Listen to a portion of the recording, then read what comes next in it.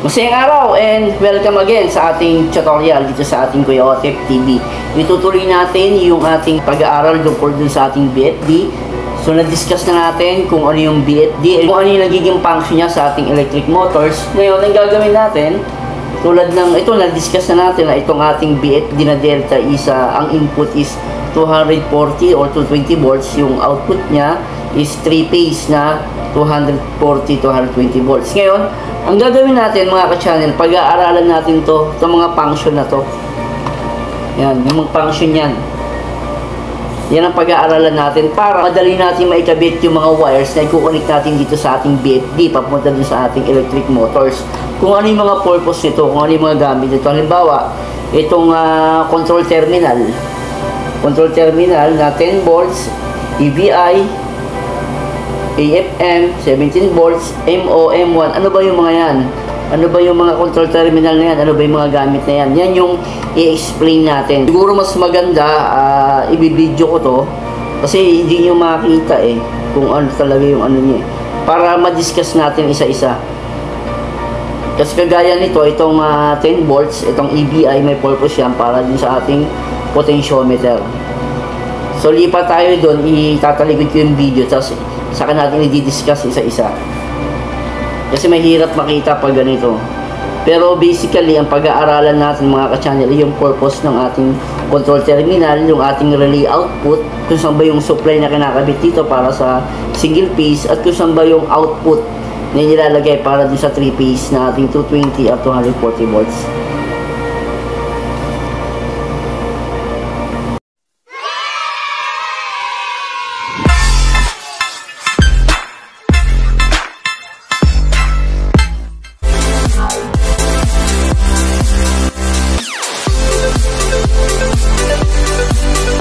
Ito ngayon yung ating BFD na inverter na delta. Pag-aaralan natin ngayon itong ating control terminal. Ito yung ating mga control terminal. Ayan yung 10 volts, ABI, ground, AFM, 17 volts, MO, M1, M2, M3, M4, M5, ground. Ayan yung tinatawag nating control terminal.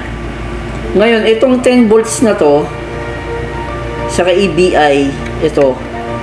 Diyan natin kinakabit yung ating potentiometer. Kung gagamitan natin siya ng potentiometer na, halimbawa, itong potentiometer na to, hindi natin siya gagamitin. Mag-outsource tayo. Ito yung dito natin sila ikakabit. Dito sa 10 volts at EBI. Ngayon, napapansin nyo rito, meron itong yung pinaka-itim. Kasi, depende yan kung ano yung gagamitin mong output monitoring ng current ng frequency mo. Kung analog input ka ba o current or voltage na makikita mo yan dito. Voltage ba o current yung gagamitin mo. Tapos dito meron din kung NPN o PNP yung paggagamitan mo. Yung ABI, ayan yung sa ating potentiometer. Tapos yung AFM, ayan yung output monitoring o current frequency, analog frequency cylinder. Diyan natin yung gusto mag-monitor ng mga frequency, diyan natin yan ilalagay. 17 volts kung yun ang paggagamitan mo. Tapos yung MO, wala sa MO hanggang sa MO hanggang sa M5 na diyan natin kinakabit yung ating wiring para dun sa stop start o sa forward reverse. Dito yan sa multifunction turn ng ating DFD.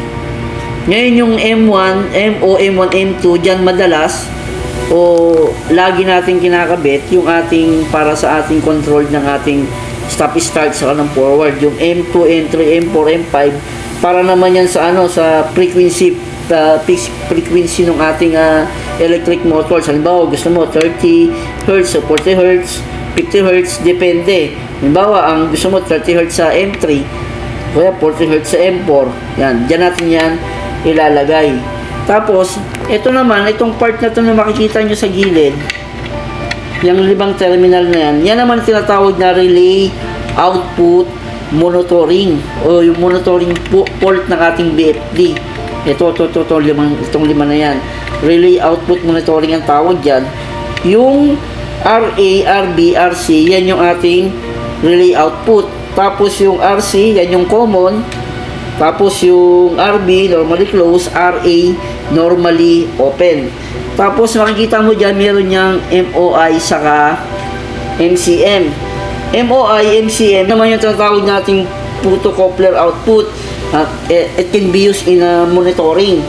Tapos ito syempre, ito yung G11 o pwedeng kinakabit sa ating PLC sa HMI. Yan, dyan nilalagay yan sa ilalim. Saan naman kinakabit yung ating input? Dito. Dito, yung dalawang wire. Single phase input. Ito yun. Tapos, ito naman yung ating 3-phase output. T1, T2, T3. Ano naman ito nasa ilalim? Ito naman, yung connection na to, naka jumper para yan sa safety nung ating BFD para hindi kagad siya, kung may problema man sa ating motor, hindi magkakaproblema yung ating BFD. Kaya ito mga ka-channel, importante ito titignan nyo to lagi kung may ground, kung naka-ground ba yan, kung hindi, jumperan nyo na lang tong part na to. Yan yung ating control terminal at yung ating multifunction term na pinaglalagyan ng ating wiring kapag nag-wiring tayo ng BFD papunta sa ating electric motors. Ngayon, pakita ko naman sa inyo kung paano nag-input ng parameters dito sa ating BFD para makontrol niya yung ating electric motors.